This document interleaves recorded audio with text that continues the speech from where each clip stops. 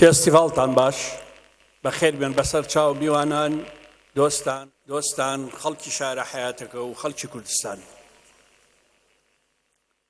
بە دڵخۆشی نایاران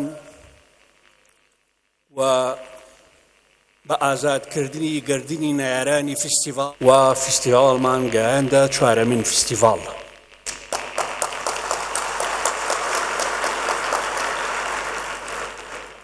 هەموو ساڵێک جۆرێک لە گرفت بۆ فستیڤاڵ دروست دەکرێ. ئەم ساڵ بە جۆرێک ویسترا پیشان بدرێت کە کێشەی یاسایی هەیە، ئەویشمان تێپەڕان بەبێەوە هیچ کەسێک هیچ دەستگایەکیش لە خۆمان بتوەرێنین و ئێستاش ئەیڵێن ئێوە بێباک بن ئێمەش بێباکین، ئەوە هەموو ئەرشیفی فستیڤاڵ لەبەردەستان هەیە، ئێمە باوەشمان بۆ هەمووتان کراوەیە ئامادەبووان. ئێمە وتمان تا شەشەمین فستیڤاڵ لەگەڵ ئەم فستیڤاڵایە بین. دوو فستیڤاڵی تر قەرزاریم بەندە، دوو فستیڤاڵی تر قەرزارم کە لەگەڵیان بم. دڵنیا بن ئەیگەینینە شەشەمین فستیڤاڵ و لە شەشەمین فستیڤاڵە فێستیڤاڵ لە خەمە ڕەخسێ، ئیتر هیچ کۆسپوتەگەرێک ناتوانێت ڕای بگرێ، بەڵکو دەواازەکانی جیهانیشی بۆ ئەکرێتەوە. ئەوە ترێ فیلممان نییە، فستیڤاڵمان بۆ چییە؟ ئەی هەموو مەعرەزی سیارەمان بۆ چییە کە ناتوانین پاسکیلێکیش دروستکەین؟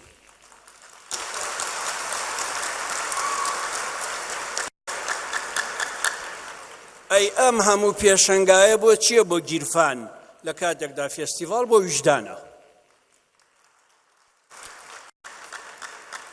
ئەمیش تێپەڕێنین. سینەما شوناسێکی جیهانی هەیە،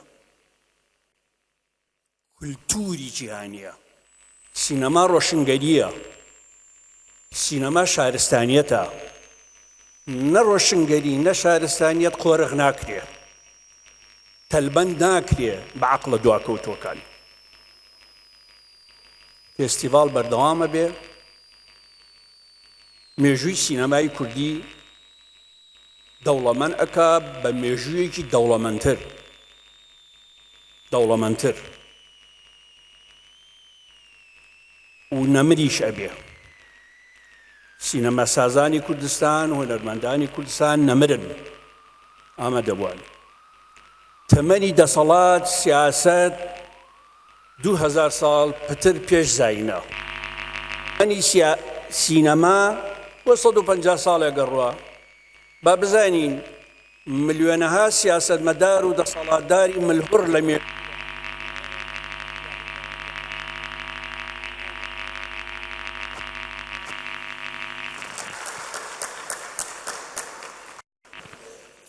ئێمە ئومێدەوارین بەهاتنی ئەم میوانە ئازیزانە لە ئێران، لە وڵاتانی ڕۆژئاوا، لە وڵاتانی عەرەبی دراوسێکانمان بەهاتنی ئەمانە هزری هونەری سینەماسازانی کوردستانیش موتوربە بکەن و توانای داهێنانیان بگەشێننەوە.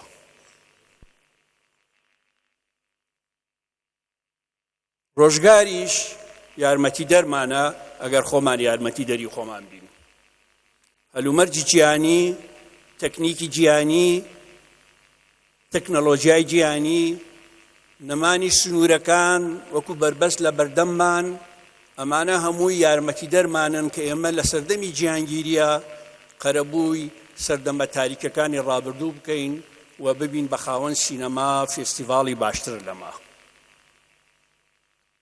خۆشحاڵین بە ئامادەبوونتان، ئامادەبوانی بەڕێز. بێڕادەش سپاسی هەموو بەڕێزانەکەین کە تا ئێستا بودجەی فستیڤاڵ سەرف نەکراوە، بەڵام نەیانێش پەکی بکەوێ.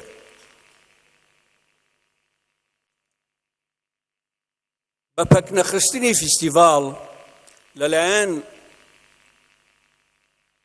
ئاسیاسێڵ و جەنابی کاک فاروق و هەموو ئەو جەنابانە یارمەتیان داوین کە دوایی باسەکرێن.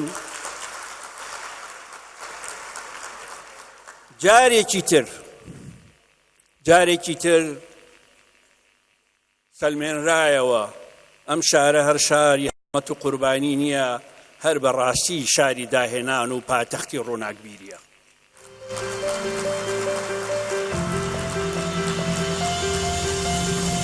زۆر سپاس بۆ ئامادەبوونتان. من نامەوێت کاتتان لەم فستیڤاڵە بە قسەی تر بکوژم، بەس تەنها ئەوەندە ئەڵێم ئەگەر ئێوە لە من ڕائەبینن بەردەوام بم، دڵنیا بن لە خزمەتی هەموو بوارەکانی هونەرە ئابم، هەر سەربەرز بن. زۆر سپاس.